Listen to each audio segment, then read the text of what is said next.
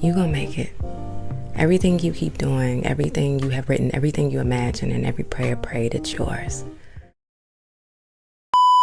Your winter arc, better yet, your selfish era starts now. Not on Monday, not in November, right now. So if you are still in the mindset that you're ready to people please and do what's best for everybody else and constantly put yourself on the back burner, baby, you landed in the wrong channel. You did. You landed on the wrong video. Welcome to episode 2 of Sully's self-love series, y'all. Today we are going to be getting into what it truly means to be in your selfish era. So first, I really want you to consider, what do you think the word selfish means? What type of context do you consider when you think about the word selfish? Do you think about a negative context and thinking that somebody that's selfish is mean and that they don't think about anybody else and that they're self-centered? Or do you think about somebody selfish being that they just consider themselves first in any decision that they make, and they are considerate of themselves and they are the center of their own universe? We all should be the center of our own universes. So today in this video, I'm going to be talking about why it's so important to be selfish, especially in your early 20s, so that you can accomplish your goals and really lock in by the end of 2024 to be where you want to be. We have 2 months left and barely that. Please make sure you lock in and don't tweak. Get in, strap yourself in, because we are here on a journey together. I feel that many young women are conditioned to really take care of everybody else, especially as a Black woman, especially as an oldest child. I feel like it's even harder for me to break out of the mindset that I have to constantly take care of everybody in my environment because of parentification, because of adultification. Parentification is the parentifying basically of a young child and making them feel like they have to take care of everybody's emotional needs, their physical needs, because people perceive Black women especially to be older than what they are. And adultification is basically the same thing, where you're seen as an adult. This happens specifically to Black women because you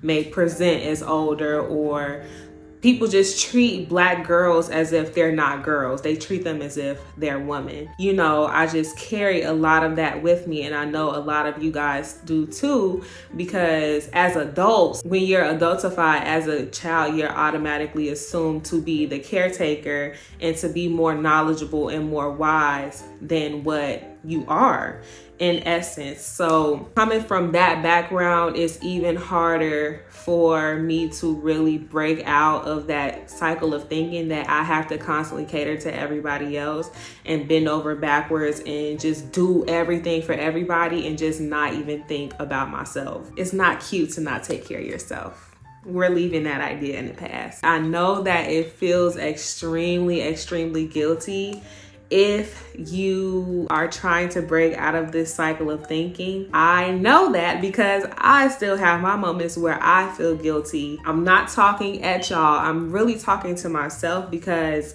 you are breaking out of people pleasing. You're breaking out of not having boundaries. You're breaking out of just letting people take advantage of you and doing things for everybody else and just constantly being put on the back burner. It's gonna feel weird because you're in a new territory, but it's a good type of weird. It's a good type of uncomfortable, because now is really the time more than ever to really break out of that cycle of thinking. I say all this to say, you have to overcome that guilt.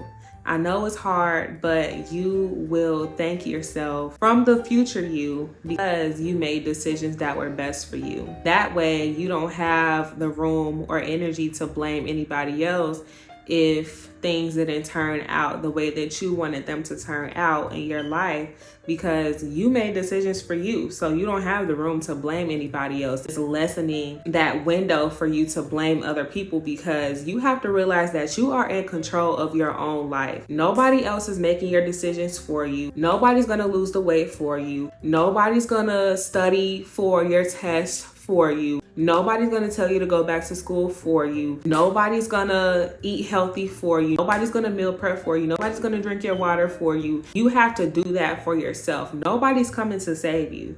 So the minute that you realize that you are responsible for your own decisions, the earlier you realize that, the more you will appreciate yourself from the future, because your reality 20 years from now will be a direct reflection of the decisions that you made when you were in your 20s. Think these years can just be thrown away if you want to. Think they can, and you will be sadly mistaken. You know, when I was a person that would constantly make decisions that would be best for everybody else, and I was afraid to set boundaries, it showed up in all of my relationships within my life, both in romantic relationships and in friendship. And I just graduated from North Carolina A&T, HBCU, stand up, y'all know how we do. And if you went to a HBCU, or if you're familiar with HBCU culture in any way, you know that HBCUs love a good mentor-mentee situation, a good big little situation.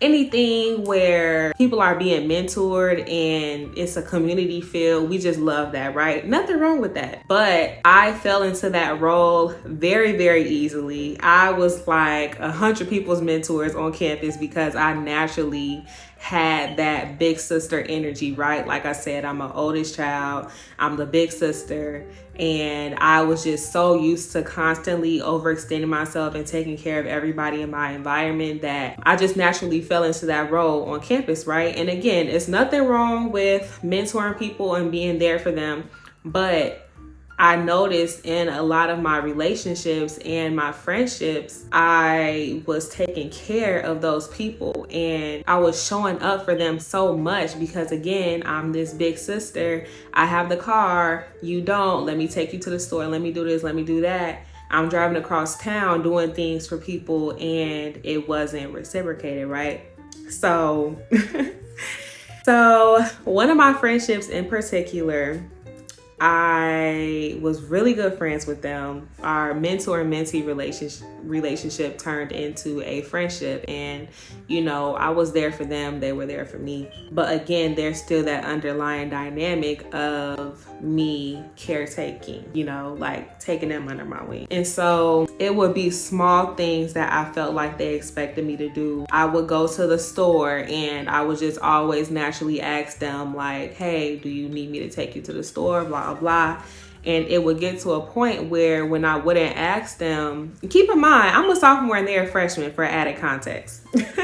So I'm not really that much older than them. But anyway, you know, me just assuming my role, big sister, whatever.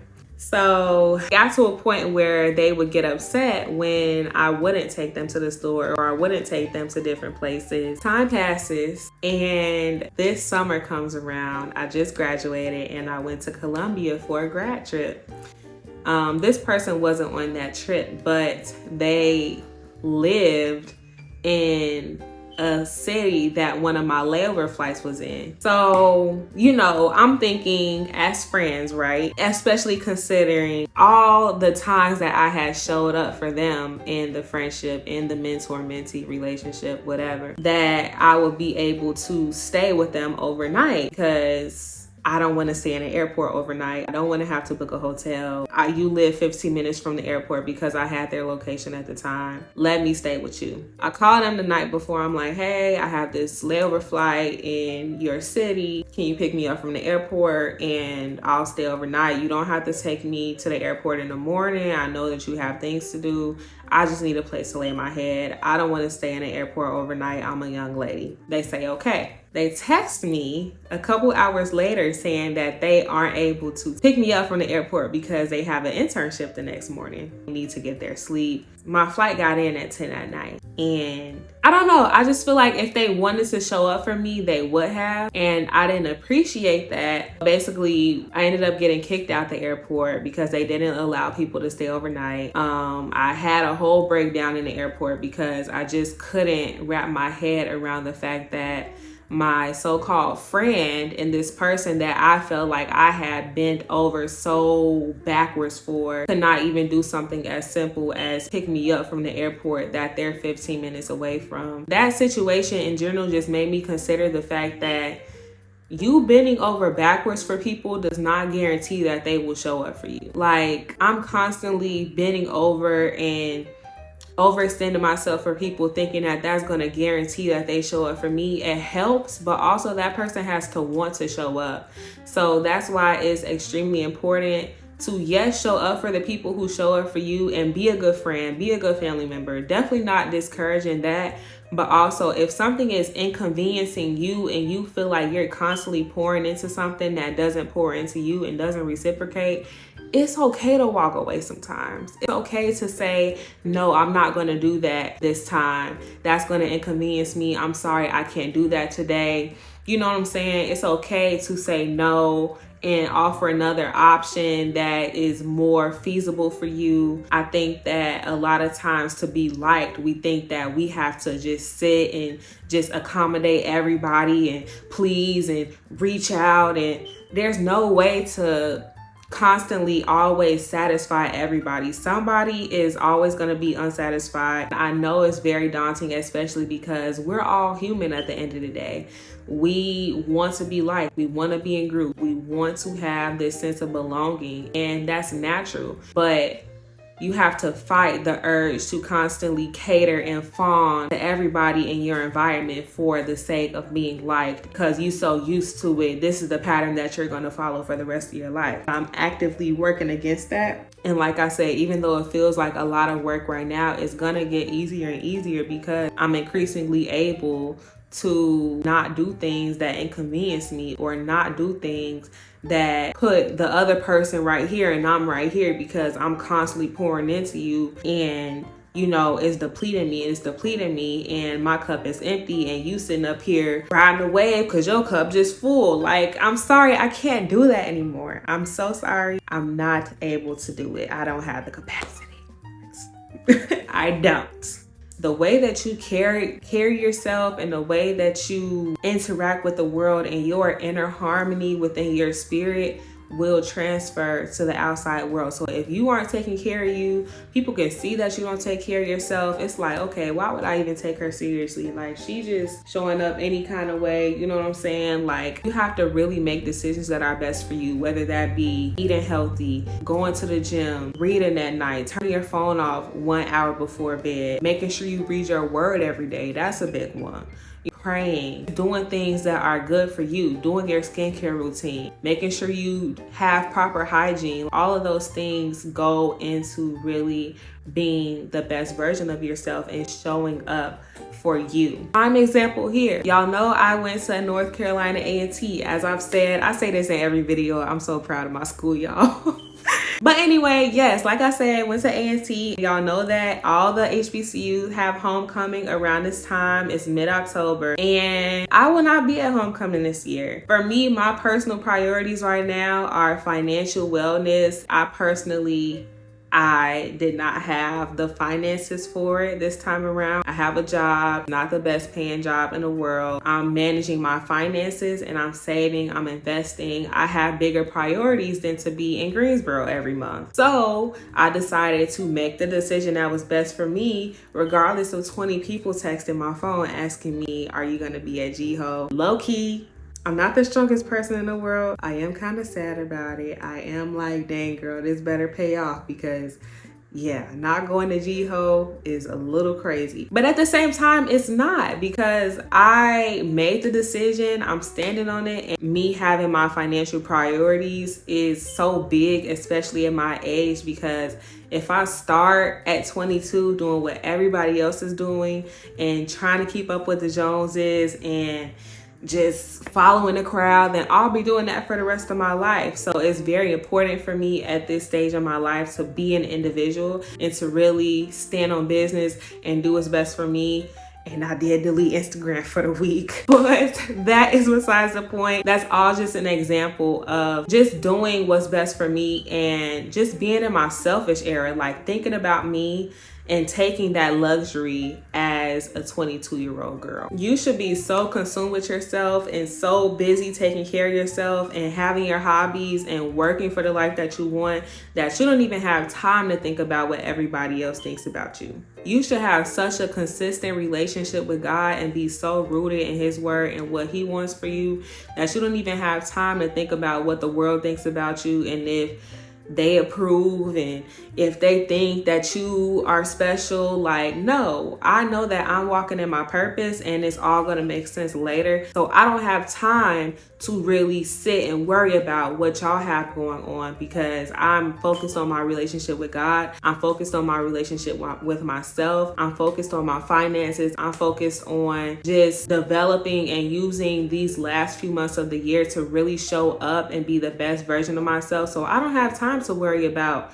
what Sarah Ann thinks. I don't, because I'm worried about what Sullivan Grace thinks. I'm worried about what God thinks about me. I don't have time to sit and worry and keep up with the Joneses and be turned up with y'all at the club. That's not me anymore. And I'm accepting this new identity, and you should too. If you're watching this video, I know that you connect with some level on being in your selfish era and just worrying about you and not worrying about what everybody else wants you to do in your environment. So I really hope that this video helped you all today. My name is Sullivan Grace, and I produce faith-based, motivational, and inspirational content. I really hope that this video helped you all get more into your selfish era. It's mid-October, and this is really the time more than ever to really lock in with yourself and consider your goals, consider where you want to be. You made it to the end of this video. I'm so proud of you, and I love you, and I really hope that you connected with this message. Remember that God loves you, and His love is just so infinite for all of us, and all of us have such a unique purpose. And if you have to consider yourself in the decisions that you make, it's not the end of the world, because God wants the best for you, and faith without works is truly dead. So work towards your goals. Don't let anybody get in the way of you and going after what you want. And I fear that I'm rambling. So if you like this video, please don't forget to like, comment, and subscribe. Let me know what you thought down in the comments of what video you want to see next in Sully's self-love series, y'all. I know it got such a great ring to it. You don't gotta tell me. Even though you can tell me in the comments, I won't be mad at you, you know. Let me know what you thought about this series, and yeah, I love y'all.